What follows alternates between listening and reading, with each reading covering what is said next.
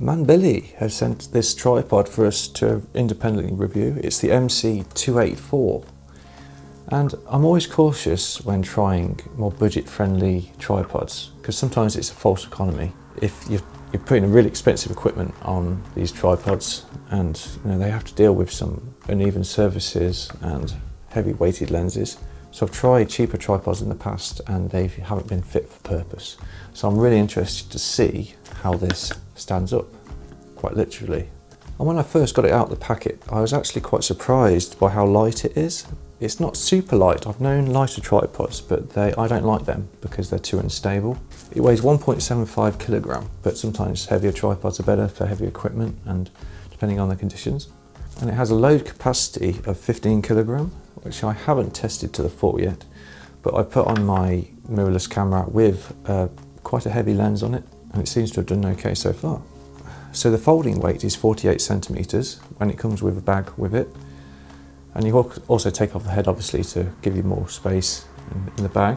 There's a whopping extendable size to 180 centimeters, which I have tested with a camera on it, and it does surprisingly well. Straight out of the bag, the Manbily MC284 feels really well made. The materials they've used feel really good. All the hinges and spin locks and little options and buttons feel good. Sometimes if you buy a cheaper tripod, the materials don't feel so good, and that makes me a bit nervous.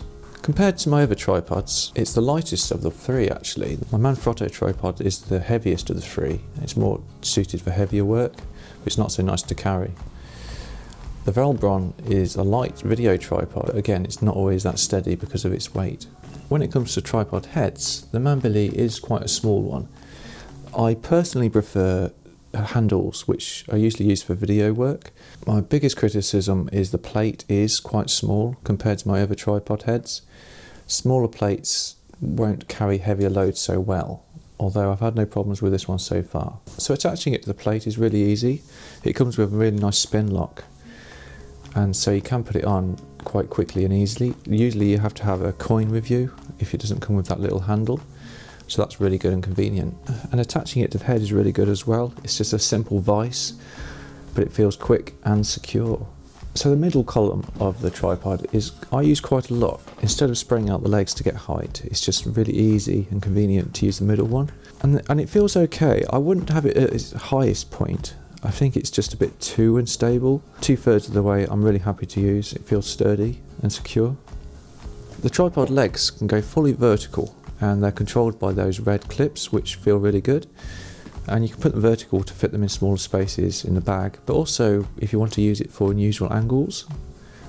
I've never been the biggest fan of spin locks for tripods. I've had ones in the past where they just fail and they slide sometimes. I prefer clips. This tripod seems well. I've used it for a few weeks on various different situations and it feels good and secure. But I do worry about how longevity comes into this when it comes to spins. I actually put my Manfrotto head on top of this because it's universal thread and it felt really good. I mean, my Manfrotto head is worth twice as much of this whole Manbily tripod unit, but it felt really good. It also comes with a mobile phone clip, which is actually felt really secure, and it's really handy to use for all kinds of reasons really. I've used it and adjusted it and I felt secure that my phone wasn't going to drop. And it also comes with these 3 pins which you can put them on the bottom of the tripod, and obviously you can put them in the ground like a tent, and they were really good. It really added to the stability of the tripod. And the bottom of the middle column you can actually use a counterweight pin, so you can put a weight on there as well, and that also adds to stability. And I've actually used it at full height with all extensions. I would say the 3rd extension of the tripod legs I would be hesitant to use. They just feel a bit more weaker material, but I did use it on full height with my camera and it seemed okay. But for general practice I would just use the 2 extensions and not the 3rd. In summary, how would I put all this together? Well, I'd say the negatives are the plate size. I wish it was bigger. Even though it's done okay actually with my DSLRs and medium sized lenses, I wouldn't want to use any longer lenses on this plate or the head, really. And also the spin locks.